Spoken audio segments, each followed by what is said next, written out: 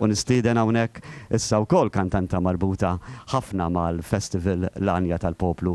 Hija kantanta li żgur m'għandha bżonn introduzzjoni u pjaċir li ħdejja għandi lil Corazon, kantanta żagħżugħa, avukatessa żagħżugħa, kif tlaħħaq Corazon mal-mużika, taf il-mużika, taf tkanta, tippreżenta programmi, wasalt biex tkun dottoressa, avukatessa, kif jirnexxielek? X'inhi jgħid ir-riċetta?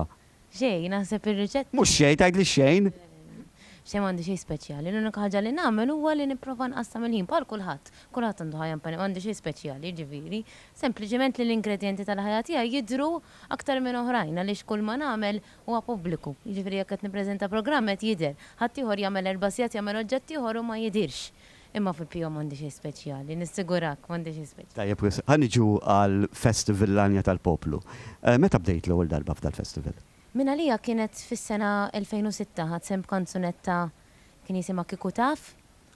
U bla ma kont naf din il-kanzunetta kienet tiffittja eżatt, kienet toqgħod eżatt fil-idea tal-Anja tal-Poplu għax kienet kanzunetta b'tema soċjali. Bil-Malti kellha arranġament illi ma kienx joħnoq il-lirika u dik importanti għal dan il-festival. U donnu saret xi tip ta' maġija illi f'dan il-festival irrealizzajt li kanzunetti li kont nikteb jiena xi Kieku Taf ma kienx l-ewwel kanzunetta li ktibt, kont ili nikteb imma kont inżommhom fil-kaxxun id-dar kif qal Walter. Irrealizzajt li l-aħwa l-kanzunetti li qed nikteb jiena għalija id-dar għalija ġol Pitazz. Issa għandhom udjenza qed jiġu apprezzati. Kienet l-ewwel darba. Mat-tieni sena irbaħtu l-festival f'kanzunett oħra kien jisimha Unjien. U tista' timmaġina kemm kien ifisser għalija dan il-festival, jiġifieri għalija urini u fih ħsibt persuni illi jemmnu fija fit-talent tiegħi u ovvjament ituk il-kuraġġ biex tibqa' tikteb u tibqa' tiżviluppa. Għax talent mhuwa xejn jekk inti ma tiżviluppax, ma tkabrux. Jiena kanzunetta li għandek ħafna kanzunetti sbieħ. Imma meta nisma' mill-lajnej ta' tifla ninħall nismaħħa. X'ispirak għal dik il-kanzunetta? Mill-għanin ta' tifla hija kanzunetta nostalġika, titkellem ħafna dwar id-dinja ta' tfal, id-dinja ta' tfulija l-innoċenza, qabel ma kif qal Walter, qabel ma inti jisek titaġen mal-ħajja tagħna insomma, tkun għadek toħlom, tkun għadek timmaġna, tkun għadek bil-fantazija u dik hija tfulija li kelli jiena. U fil-verità twassal il-messaġġ li dik it-tip ta' tfulija llum forsi li tfal tagħna ma tniex qed nagħtuhom, mhux qed inħalluhom joħolmu, qed inkabruhom iż-żejjed. U għet nitilfu dak l-element sabiħ li jiena tant nħares liħ b'nostalġija ma nħares lura. Sewa, u dan messaġġ qed jasal minn għand tfajla żagħżugħa. L-Anja tal-Poplu għalik bħala kantanta żagħżugħa, xtara li hemm li qiegħed jiġbed daqstant żgħażagħ għal kanzunetta Maltija bil-Malti. X'inhi dil-ġibda li qed naraw dal-fenomenu u interess fil-kanzunetta Maltija? Jiena naħseb illi jien nippreferi ma dik kwistjoni ta' preferenza, jiġifieri bl-ewwel ma qed nikkoreġik, ngħid kanzunetta bil-Malti. Imma kanzunetta Maltija, speċi tal-aktar importanti jiena ngħid kanzunetta Maltija, x'jiġifieri. Mhux sempliċement għaliex l-awtur u l-kompożitur ikunu Maltin, imma li jkollha kif qal anke l-Professur Mifsud, ikolla lajn, ikolla l-ħsus, ikolla il-gost Malti. L-ewwel qabel kollox, qabel il-lingwa, għax tista' tkun bil-Malti u tkun qed titkellem fuq il-gwerra fil-Vjetnam. Imma mhux perspettiva Maltija, perspettiva ta' xi ħadd li joqgħod hemm. Mela dik mhix kanzunetta Maltija għalija. Allura jiena għalija l-aktar importanti bil-Malti, l-iktar importanti, skużani, l-identità Maltija, u mbagħad bil-Malti, importanti wkoll li bil-Malti. Jiena naħseb li din l-identità Maltija xi ħaġa li tant inħossu aħna ġo fina, li ovvjament aħna trabbejna hawnhekk. Illi meta aħna mbagħad nisimgħu kanzunetti li jitkellmu dwarna dwar il-mod kif aħna naraw il-ħajja, tant jaqanqluna, tant jispirawna dawn illi ma nkunux kapaċi nispjegaw, hija xi ħaġa li tappartjeni lilna. U għalhekk naħseb li ċertu libertà f'dawn il-festivals li aħna nitkellmu fuq is-suġġetti tagħna, li nitkellmu fuq dak li nħossu dak li jdejjaqna. Ovvjament li jiġbed iż-żgħażagħ, jiġifieri hija libertà u hija anke ċertu sens ta' appartenenza li int għandek post fejn tista' titkellem fuq mhux biss bil-lingwa tiegħek imma fuq dak li inti l-identità tiegħek bħala Malti.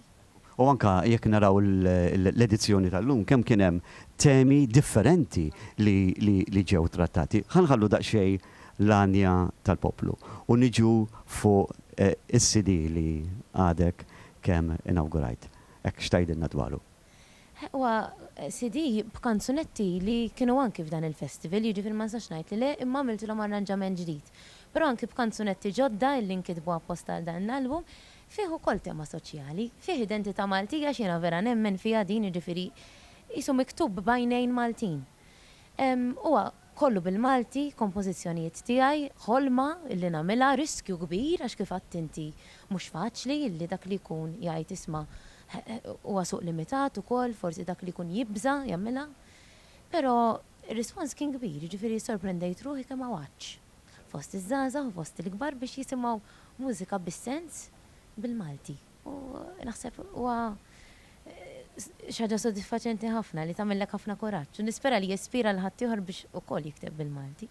Jiena nawguralek ukoll anka fil-beħ ta' dal-album wara kollox u nħeġġu lil dawk in-nies li hemm fis-sala li jistgħu anka jixtru album propju mill-foyer ta' sala Ser Temmi Żammit u jistgħu anka ukoll jixtru mill-ħwienet tad-diski.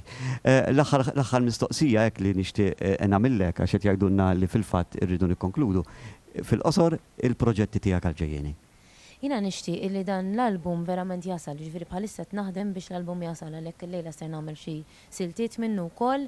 Kif għadt inti se jkun għall-beħ, fil-verità mhux il-beħ l-importanti. L-importanti li l-messaġġ jasal, li l-album jasal. Imma jasal b'tali mod li anke jispira l-ħadd ieħor, ġifieri vera nixtieq li ħadd ieħor jipprova jagħmel albums ukoll bil-Malti u jagħmel kanzunetti sbieħ bil-Malti, jagħmel kuraġġ permezz ta' dan l-album. Fil-proġetti tiegħi għandi l-kunċert tal-album. Jiġifieri ġalla darba nkun xerritt il-kanzunetti nixtieq li dawk kollha li b'xi mod ħassewhom li dan l-album misshom ikun jistgħu jattendu kunċert live b'mużiċisti live bil-kanzunetti tal-album. Jiġifieri dik hija xi ħaġa li verament ħerqana li se naħdem għaliha. Aħna nistennewh dal-kunċert u nkunu hemmhekk u nawgurawlek ħafna.